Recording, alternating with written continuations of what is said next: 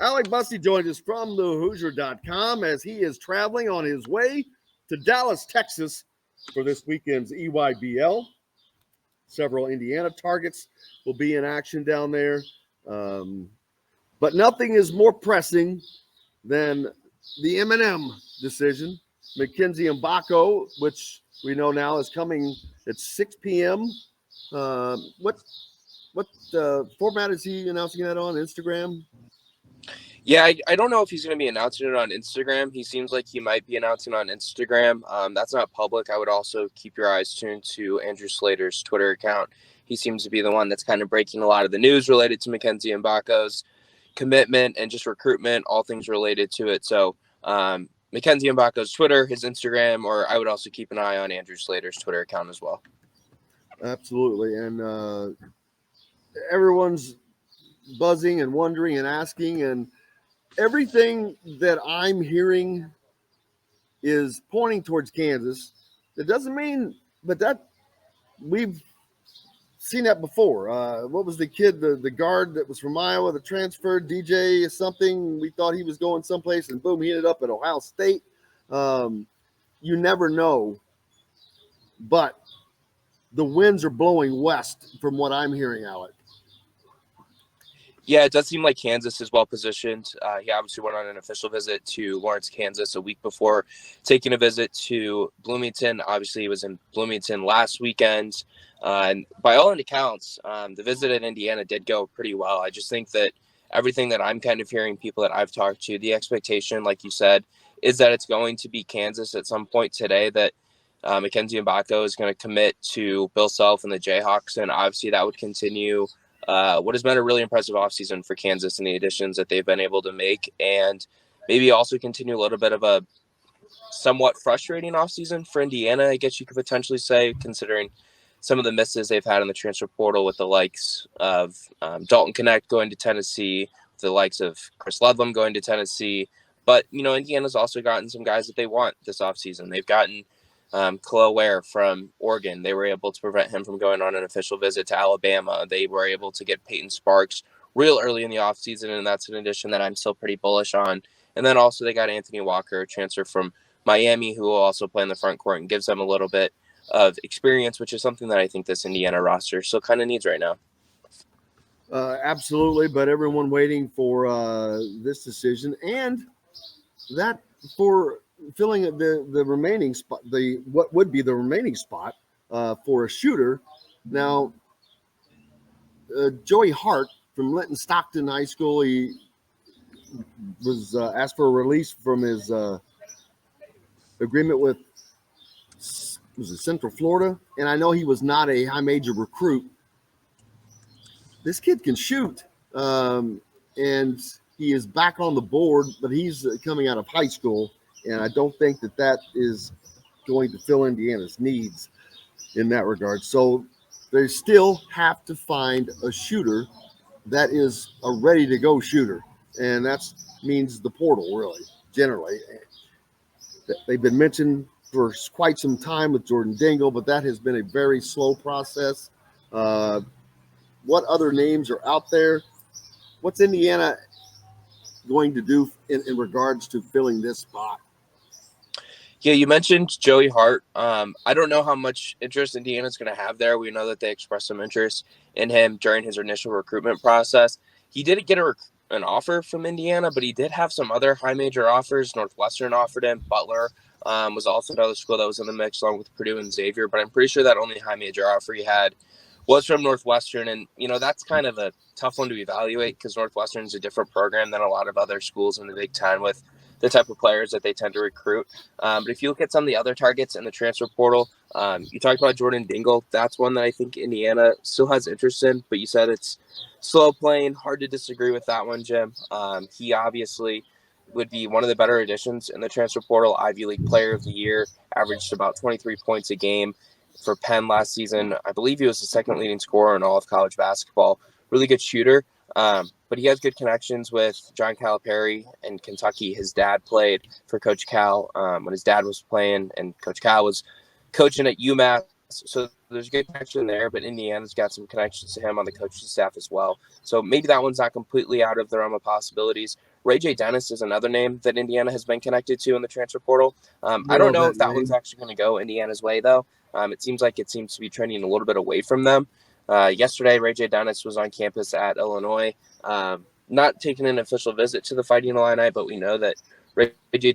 Dennis is the player that has been heavily linked to Illinois since entering the transfer portal, and he was there on campus yesterday meeting with the coaching staff. I also had some sources at K-State, my previous beat, tell me that they think he's going to be on campus in Manhattan, Kansas at some point, potentially next week. And then I know Baylor's also kind of interested in Ray J. Dennis as well. And then there's a few other targets that have entered the transfer portal this week that are a little bit newer. Former five-star Julian Phillips from Tennessee is someone who entered the transfer portal. He doesn't necessarily fill that shooting role. He shot under 25%, I believe, from 3 last season. But he is a former five-star, really good length, really good talent. He's still declared for the NBA draft, so that's something that Indiana would probably have to fight through. He did receive an invite to the NBA Combine, so just kind of another wrinkle into the Jordan Phillips situation. I will say that he did shoot 35% from beyond the three-point line in SEC play. Not on very good value, but I do think that a potential Jordan Phillips addition would fill a need for Indiana if they do miss on Mackenzie Mgbako. Phillips is someone who I think can play at the 3. He's got really good length. One of the best defenders in college basketball last season, on the best defensive team in college basketball last season. If you look at some of the advanced metrics for Julian Phillips, he was in the 92nd or 93rd percentile, I think, as a defender last season, according to Synergy. And then another name that I've kind of seen enter the transfer portal this week, PJ Fuller, transfer from Washington. He could also kind of slide in and play the 2 or the 3. Not someone who put up impressive shooting numbers either, but he does fill the idea of fitting the need of adding experience, adding older players, adding somebody who is a veteran, because I still think that's something this Indiana roster needs right now. They don't have very many players who have a ton of experience at the college level, aside from Xavier Johnson and aside from Trey Galloway. It's a roster that is largely inexperienced. So PJ Fuller is another name from Washington that I think we could potentially see Indiana track with a little bit as things progress throughout the rest of the month of May. Earlier, Renata ordered a question ago. I think I missed it, and I apologize. Don't want to do that. Asked, I think this is regarding the recruitment of Mackenzie Mgbako. If facilities have any issue, I'm not sure which facilities you're talking about, because you've got Fog Allen Fieldhouse or Assembly Hall, 2 of the most iconic facilities in all of college sports. So I think that's kind of equals itself out. Well, we got breaking news, Jim. Jordan Dingle just committed to St. John's. So disregard everything I just said about Jordan Dingle. Just got a tweet notification from Andrew Slater that Jordan Dingle is committed to St. John's. So you can take him off the board. Like I said, I knew that he was connected to Kentucky a little bit, and then I also knew that St. John's was heavily interested in him as well. And I think Jordan Dingle going to St. John's might have a little bit of connection to St. John's not, being too much in the running for Mackenzie Mgbako as the week kind of progressed this week. Yeah, that's a gigantic get for Rick Pitino at St. John's. And I mean gigantic, because he needed something to start momentum there, and that can do it. Indiana, with all that they've done, they had pulling in Khalil Ware, and they've added Sparks and Walker, but they have not made. Khalil Ware was a great get. It was up there pretty high, but it's like they don't get momentum. You don't feel like that it's moving. It's like they get something, but that's it, and it stops. I don't get the sense that momentum has built during this recruiting deal, and I understand that it's a difficult thing with the portal, but you see a lot of schools at Tennessee, bam, boom, St. John's, that has that's surprising. But Rick Pitino, great track record of putting guards in the NBA. So, but unfortunately, now Indiana, where does Indiana turn? Which I know that's not the only guy they're looking at. You're heading to Dallas Fleet, like EYBL. Who are some of the guys that you're going to be watching? Yeah, really excited to get down to Dallas this weekend. It's going to be my first ever AAU event that I'm taking in person, so that'll be really fun.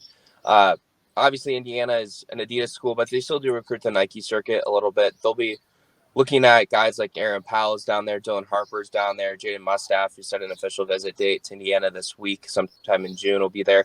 Austin Swartz, one of my favorite players on the EYBL circuit so far this summer, is going to be playing down there in Dallas for Boo Williams.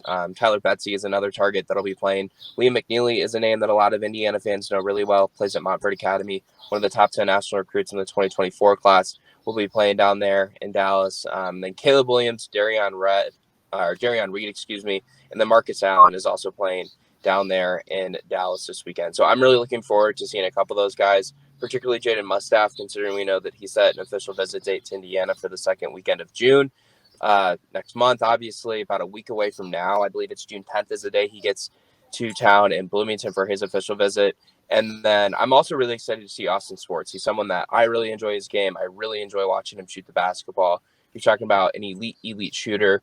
He won the most outstanding player or some verbiage there from the event in Phoenix that Nike held 2 weekends ago. EYBL took last weekend off, but Swartz is incredible in Atlanta. He earned an offer from Indiana after the first weekend in Atlanta, and then he was really good in Phoenix as well. So I'm really excited to see Austin Swartz play. He's been an electric shooter from everything that I've read and people that I've talked to on the recruiting scene this spring. Losing Jordan Dingle, if Indiana is to lose Mgbako too, that is going to be two major losses in the same day. And a minute ago, I was talking about the lack of feeling of momentum. Not only would that, to me, create a lack of feeling momentum, but it would almost feel like a drain.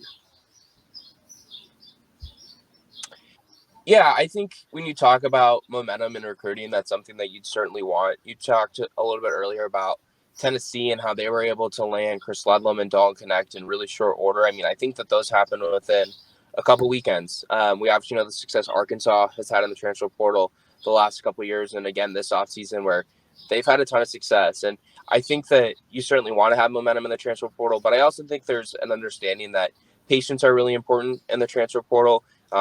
Guys will announce that they're entering the NBA draft and then return to college. I know that the transfer portal closed at midnight. I believe it was last night. So you're not going to see too many more guys enter the transfer portal. I don't think you might see that paperwork kind of go through and be fully processed at some point today or some point tomorrow. But the guys who are in the transfer portal, I would kind of expect them to be in the transfer portal. You might see a few grad transfers still enter the transfer portal as well. But generally speaking, I think we have a good idea of who's available in the portal and who might be of value in the transfer portal to Indiana. But like I said, I understand that people don't want to have patience anymore with the process because Indiana still has a couple open scholarships and they've missed on some guys that, they really wanted or they really pushed hard for and they maybe were able to get a visit for, or maybe they weren't as fortunate to do that in terms of getting a visit. But I do think that Indiana, I understand the frustration. I understand the tension that might be coming with it a little bit right now, but don't freak out until, everything is completely over with in the transfer portal, I would say, just because there could be a couple of grad transfers that have entered. You don't know if Mackenzie Mgbako is going to surprise a lot of people and select Kansas or select Indiana later today. And then there's also a couple other people that Indiana could potentially get in on that we just don't know about yet.